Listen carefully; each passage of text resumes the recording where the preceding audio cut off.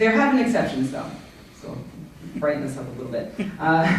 For instance, recently I found that the FBI has been much more willing to listen to me than local police, though as of this moment, no one's been arrested for making threats on my life.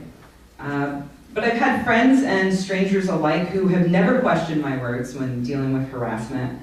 At events like this, I'm inundated with the best people in the world. Every time I give a talk, I meet so many amazing, wonderful people, while usually the online bullies are too frightened to talk to me. Can you blame them? And a few organization leaders have been fantastic, and I'll use this one as one example. I recently learned that another stalker of mine, a man who runs a blog and a Twitter account called Elevator Gate, lives in Florida, not too far from here. I got in touch with the humanists, and they listened to my concerns, and they said, you know, we're going to keep you safe. We're not going to let this person in. I thought that was an awesome response, and it's the reason why I'm here. Also, this past summer, can we get a round of applause for how awesome that was?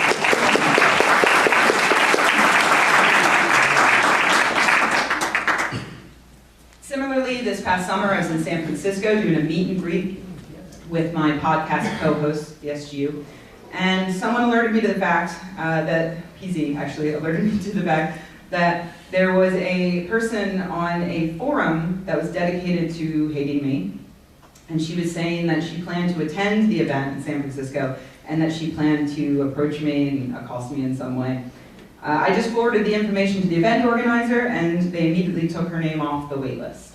So there are organizers who do take these things seriously, some of them at least, not enough of them. About 4 years ago, I started giving talks about how feminism is integral to skepticism and atheism and humanism. And I did that mostly by highlighting the obvious areas of overlap between the two movements. The religious rights war on women, for example. With the exception of that video I did on female genital mutilation, the response was overwhelmingly positive. And in fact, in the case of the FGM video, the objections from atheists were actually not over whether or not FGM is wrong.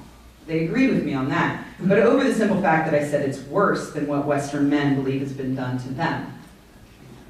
But overall, the response skeptics and atheists have when I talk about these issues is positive. And I think that the reason why that is because I was showing very clear examples of the misogyny and sexism in cultures and communities that atheists feel separated from. They're not actually a part of those communities, so it's easy for atheists to accept the fact that religious people discriminate against women. We're us, they're them. We, humanists included, are happy with this understanding that we are smarter than them. We are better, we are more compassionate.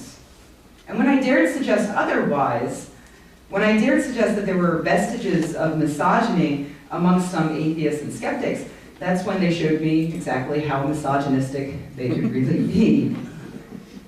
And what I've learned from that is that religion didn't invent misogyny. Religion merely codified and sanctified misogyny.